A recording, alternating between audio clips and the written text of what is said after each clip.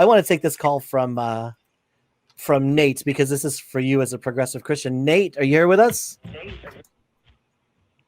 Yes, I'm here. Hey, Hello. Hey, Buck. Hello. Thanks for taking my call. What question do you have for Brenda? All right. So I first of all, I just want to preface my question by saying that I absolutely love what you guys are doing here. I think that constructive conversation with progressive Christians is so important. We need to focus more on the vast multitude of the things we do agree on instead of getting hung up on the few things that we might not agree on. And have these conversations. So this is awesome. But I do have a question for you, and that is, how do you reconcile that? How do you reconcile that Jesus might have given some bad advice? Puck kind of touched on this earlier with the whole eye for an eye thing from Matthew chapter 5. Where it says, you've heard eye for an eye and a tooth for a tooth, but I tell you, do not resist an evil person. They slap you on the right cheek, turn them the other cheek. If they want to take your shirt, hand over your coat, which I think is spectacularly bad advice, right? Like, we've seen this. Neville Chamberlain learned this lesson in the events leading up to the Second World War, right? We must stand up to bullies, and we must defeat evil ideologies and evil men, right? The only thing required for evil to triumph is for good men to do nothing. I think that's far better advice than what's found in Matthew. So I'm just wondering, do you agree? And how do you deal with parts of Jesus's teachings that you might not necessarily agree with?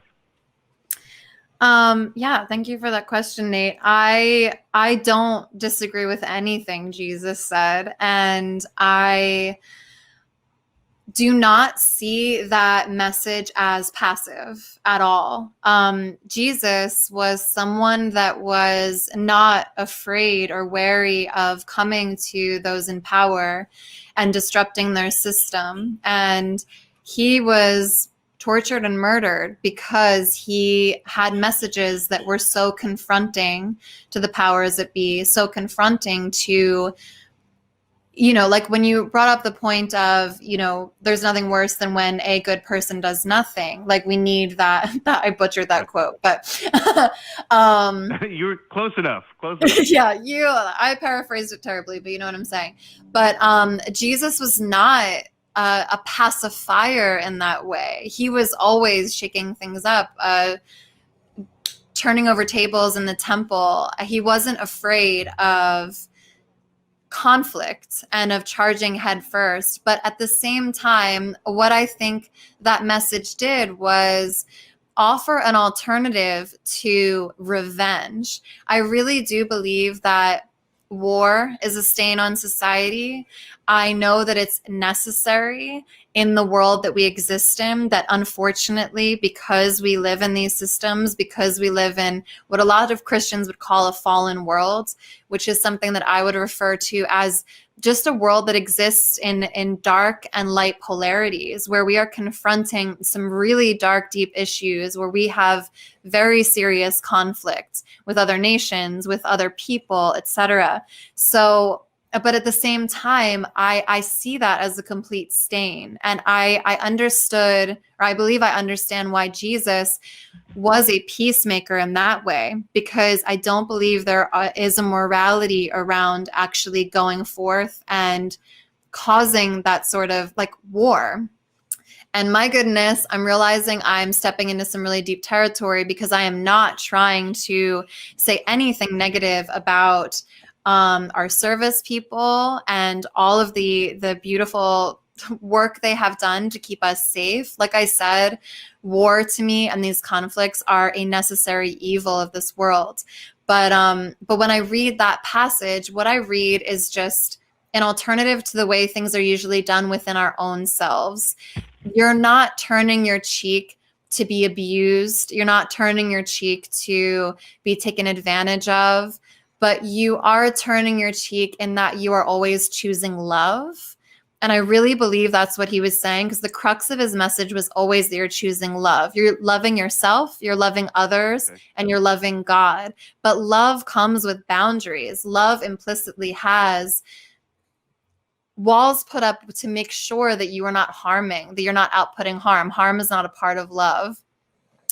I don't know that I'm describing this properly, but it's just interesting that you brought that up, because that is a verse that is definitely, I think, just been misunderstood. And I don't know if what I'm saying is resonating with you at all, but I guess what I'm trying to say is that the love is the most important part, and disrupting the system of someone does something to you, you get automatic revenge. I really think that what Jesus was trying to say is we're not enacting like that. We're not seeking revenge all the time. We are being more thoughtful, and we are being giving when we can, and we're choosing love. Any So good of an answer? If I missed this the first time, Nate, please let me know. Fair, But although the wording of the verse is do not resist an evil person. It's not really about revenge, right? And I am ex-military, and so I do agree with you that war is something that should be avoided at all costs, because it's terrible. But sometimes it is required. It is necessary. And the message here that I get, right, do not resist an evil person, that's what it says. It doesn't say anything about revenge, right? It just says, give them your coat, let them slap you, let them beat you up, right? Like that's the message to me. I have So to, I would love how you read that, and then you take, to me, I don't mean to come at you here. I think you're great, and I love this content, but it seems like you're reading it and just kind of taking the answer that you want out of it, instead of taking it at face value for what it actually says. So you think that it's saying that we are to just lay down and allow evil to happen to us, is what Jesus was saying? It says, do not resist an evil person. So yeah, that's kind of what I take from it. I mean, it's totally fair that we would have different interpretations, and that of course is the complication of the Bible always. I really do believe whatever lens you're looking at it through, and whatever life experience you have, etc., is always going to lead into or bleed into the way you interpret certain things in the Bible. When I read it, which maybe isn't fair, and I would love to look at the original text and research that and see what it said in the original. But even with that, I still see it as like a posture and an attitude inside of himself, not necessarily commenting on laying down, because the rest of Jesus's life did not at all mirror someone that was passive, that laid down, that allowed evil to happen. He went to his death, he submitted to that, but even that he did, to me, with so much power and grace and confidence in what he was doing and what sort of message was being brought across by that act. So for me, it's just more about not ingesting that harm, not engaging in it all the time, not engaging with, quote, evil people or people that have ill motivations that are trying to harm you, that you're not bowing to that and allowing that to be a part of your life. For me, and maybe it's not right, to say this is the actual interpretation, but I interpreted it as, if someone is in need, if someone is doing something, quote, sinful, which to me is like someone is coming at you trying to steal something from you. The way I see it is, it's just like, don't engage with it. Don't just like lead your whole life dependent upon how you are engaging with people that are doing negative things. Just give your code. Just believe in the resource of things coming back around to you. But again, I think it's completely fair that you could look at me and be like, this chick is just picking and choosing what sounds good to her. And I think the only most solid argument I have is that just the rest of Jesus' life doesn't mirror or show us someone that was completely passive in every situation. He was a warrior in many ways. So Nate, if I could step in here really quick, because you in the call screening notes, I noticed that you put up a chapter in the Bible, and I looked that up while you and Brenda were talking. And in this chapter, there's a lot of fascinating things about Jesus being a wedding planner, and about and there's a lot of stuff in here. And as much as I've read through the Bible and the Gospels, I always find something new every time I read through here. And this is one of the biggest problems that I have, because no matter what kind of Jesus you want, you can find that kind of Jesus.